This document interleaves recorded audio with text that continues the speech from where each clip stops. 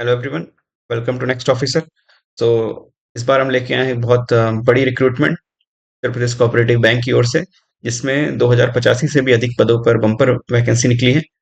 तो अगर आप बैंकिंग एस्पिरेंट हैं या गवर्नमेंट जॉब एस्पिरेंट हैं तो इस चैनल को सब्सक्राइब करके रखिए, क्योंकि मैं लेटेस्ट अपडेट इस चैनल पर लेकर आता हूँ रिलेटेड टू गवर्नमेंट जॉब्स। तो चलिए हम नोटिफिकेशन देखते हैं।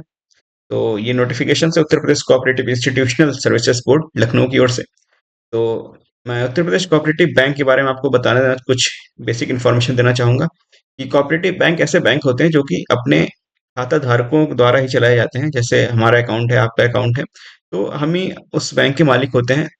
तो बेसिकली ये ऐसा बैंक होता है जिसकी अगर शेयर होल्डिंग पैटर्न की बात करें तो सरकार के पास 20 से 25% का शेयर होल्डिंग है, कैपिटल ओनरशिप है। उसके बाद स्टेट लेवल या डिस्ट्रिक्ट लेवल कम्युनिटीज होती हैं, क्रेडिट कमिटीज, जिसके पास इसका ऑनरशिप होता है।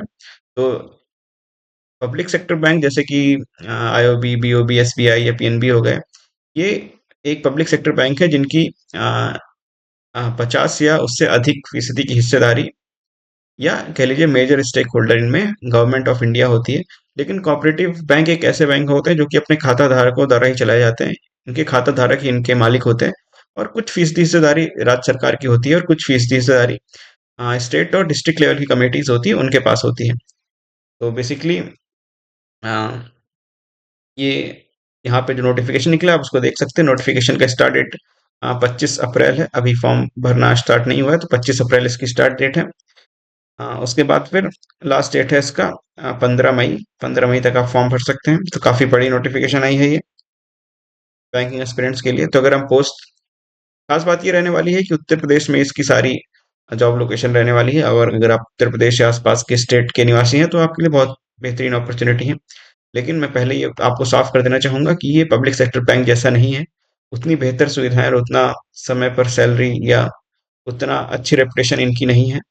तो इस चीज को आप ध्यान में रख के चलें, क्योंकि मैं सच्चाई सबको बता देना चाहता हूँ। इसीलिए अगर हम पोस्ट की बात करें तो मैनेजर जो पोस्ट है, उसके लिए अराउंड 65 पोस्ट है, पर सारी परमानेंट पोस्ट ही है। फिर जूनियर मैनेजर हो गया, उसकी अराउंड 486 पोस्ट है। और सबसे बड़ी जो पोस्ट है असिस्टेंट कैशियर या क्लर्क जिसे हम बोलते हैं, उसकी 887 पोस्ट है। उसके बाद आईटी वालों के लिए असिस्टेंट मैनेजर कंप्यूटर की पोस्ट 10 है। और इसके अलावा भी जो आईटी वालों के लिए असिस्टेंट मैनेजर जनरल, खास करके बीटेक ग्रेजुएट्स के लिए असिस्टेंट मैनेजर जनरल ये पोस्ट है, इसमें अराउंड 78 पोस्ट है। ये बीटेक ग्रेजुएट्स के लिए ये दोनों पोस्ट निकली है इस भर्ती में। उसके बाद असिस्टेंट मैनेजर जनरल है, इसकी 42 पोस्ट है।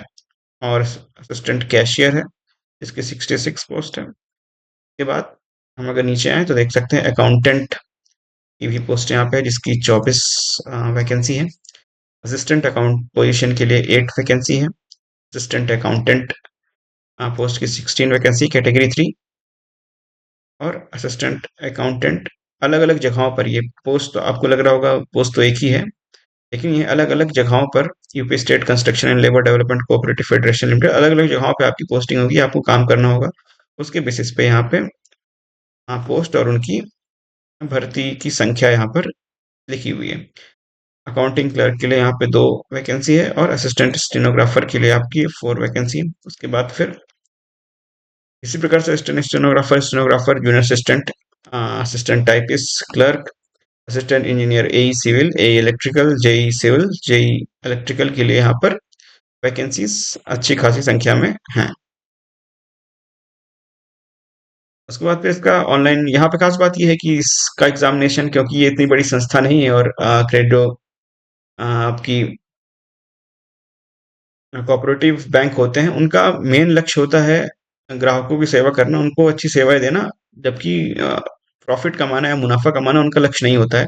इसीलिए ये अपना एग्जामिनेशन खुद करा रहे हैं। इनकी फीस थोड़ी ज़्यादा होगी, अपना एग्जामिनेशन फीस के पैसे से ही कराएंगे। ये आईबीपीएस इनका एग्जामिनेशन नहीं कराता है, क्योंकि अगर आईबीपीएस एग्जामिनेशन कराएगा तो पैन इंडिया एग्जामिनेशन होता है पहली बात, और वो अच्छा खासा पैसा चार्ज करती है। तो यहाँ पर सारी डिटेल आपको मिल जाएगी। ये नोटिफिकेशन का लिंक भी आपको टेलीग्राम ग्रुप में मिल जाएगा, और वीडियो के डिस्क्रिप्शन में भी मिल जाएगा।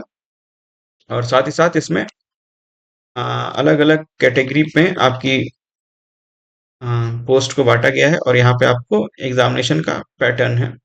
तो कुछ पोस्ट के लिए आपकी एग्जामिनेशन होंगी, कुछ के लिए नहीं होंगी। प्रीलिमिनरी एग्जामिनेशन अगर हुआ तो 100 क्वेश्चन आएंगे, 100 मार्क्स के, 1.5 घंटे का टाइम।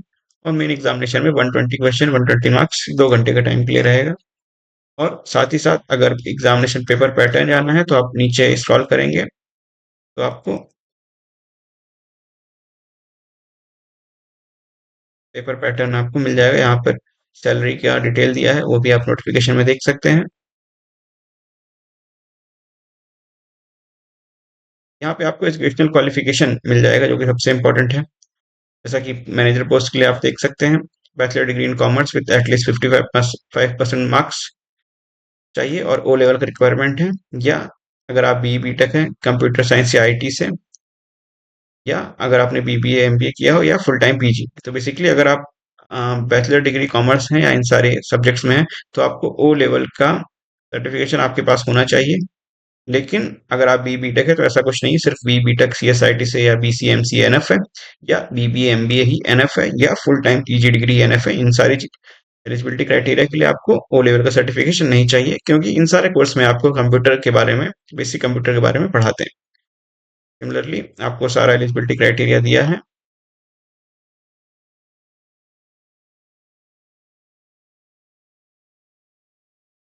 और जैसा कि मैंने कहा था, यहाँ पे असिस्टेंट मैनेजर, जो आईटी वालों के लिए ये असिस्टेंट मैनेजर पोस्ट आती है, जहाँ पे ग्रेजुएट या बीटेक लिखा है, computer electronics and communication plus BTech degree from recognised university in any trade.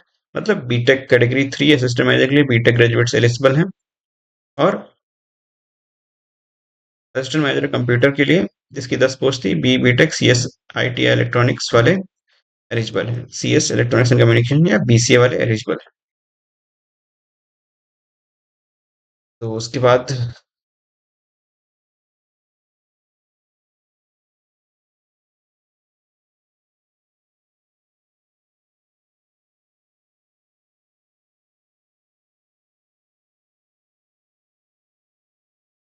ये सारी इंपॉर्टेंट डिटेल है। अगर आपको और जानकारी चाहिए तो आप ये नोटिफिकेशन में पढ़ सकते हैं, और प्रॉपरली नोटिफिकेशन पढ़िए। और अगर आपको कोई डाउट तो आप इस वीडियो के नीचे कमेंट कर सकते हैं। तो ये बहुत ही सुनहरा मौका है उत्तर प्रदेश के निवासियों के लिए, उत्तर प्रदेश के एस्पिरेंट के लिए। हालांकि ये जो कोऑपरेटिव बैंक होते हैं, ये उतने बेहतर नहीं जितने कि आपके पीएसयू बैंक हैं हमारे, जो 12 पब्लिक सेक्टर बैंक है। लेकिन फिर भी अगर आप एक एस्पिरेंट है तो आपके लिए अच्छा मौका है। आप ये एग्जामिनेशन निकाल सकते हैं और इसके बाद फिर आगे की पढ़ाई अपनी जारी रख सकते हैं। तो आशा करता हूँ आपको ये वीडियो अच्छा लगा होगा। तो अगर ये वीडियो अच्छा लगा है तो इस वीडियो को लाइक करिए, और अपने दोस्तों के साथ, अपने फेलो एस्पिरेंट्स के साथ शेयर करिए, और इस चैनल को सब्सक्राइब करिए। Hope to see you in next video. Thank you.